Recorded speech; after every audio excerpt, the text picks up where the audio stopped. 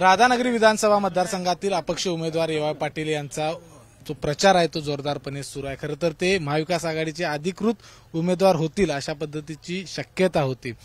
आपण त्यांच्याशी बोलूया। खरं तर महाविकास आघाडीचे अधिकृत उमेदवार व्हाल अशी शक्यता होती, मात्र अपक्ष तुम्हाला निवडणुकीच्या रिंगणात उभा राहावं लागतं। आता महाविकास आघाडीचा उमेदवार होईल अशी मला शक्यता होती, होणार होतो।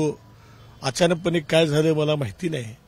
लोकांच्या आग्रहास्तव तालुक्याच्या अस्मितेसाठी, मतदारसंघाच्या अस्मितेसाठी मी या निवडणुकीमध्ये मला कार्यकर्त्यांनी, नेत्यांनी मतदारसंघातल्या अपक्ष म्हणून उमेदवारी करायला सांगितली।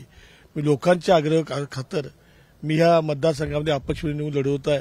आणि जर ह्या 8 दिवसामध्ये लोकांना फिरत असताना मला दिसायला लागलं की उत्स्फूर्तपणे लोकांचा प्रतिसाद अपक्ष उमेदवाराला दिसतोय।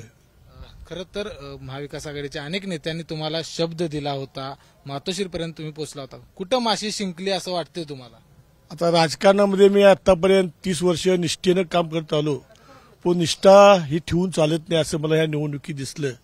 आता कुठं माती शिंकली, काय शिंकली, हे 23 तारखेलाच निवडणुकीमध्ये मी निकाला दिवशी दाखवून देणार आहे।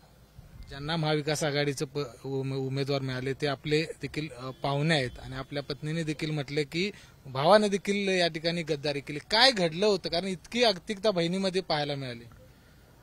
सातत्यानं आम्हाला कायमपणानं विश्वासघात करायचा प्रयत्न त्यांनी केला। कायमपणानं 14 पासून 14ला थांबा, 19ला थांबा, 24ला थांबा सातत्यानं सांगत आले। मग बहिणीला सुद्धा वाटलं असेल ना, आमच्या मिस्टरांनी एवढा त्याग केला, खूप मोठी पाठराखण केली आणि मग आम्हाला द्यायला पाहिजे होतं असं बहिणीला सुद्धा वाटलं असेल। म्हणून त्याला म्हणतायत माझ्या नवऱ्याचा विश्वासघात केला। अशा पद्धतीने लोकांचा प्रतिसाद मिळतो तुम्ही या सगळ्या मतदारसंघामध्ये? खूप मोठा प्रतिसाद। जी 95ला आणि 72ला या मतदारसंघामध्ये परिस्थिती झाली होती अपक्षाची, तीच परिस्थिती 24च्या निवडणुकीत मला दिसायला लागलेली आहे। तर आपण बघितलं की माझ्या पत्नीला या ठिकाणी समजून आलेलं आहे की माझ्या पतीने ज्यांची पाठराखण केली 30-40 वर्ष त्यांनी विश्वासघात केला आणि म्हणून त्यांनी देखील एक भावाबद्दल त्यांच्या उद्गार काढलेत की भावानं माझा विश्वासघात केला, माझ्या पतीला साथ दिली नाही। अशा पद्धतीचं वक्तव्य देखील ए.वाय. पाटील यांनी व्यक्त केलंय। कॅमेरामन निलेश शेवाळेसह विजय केसरकर, एबीपी माझा, कोल्हापूर। एबीपी माझा, उघडा डोळे बघा नीट।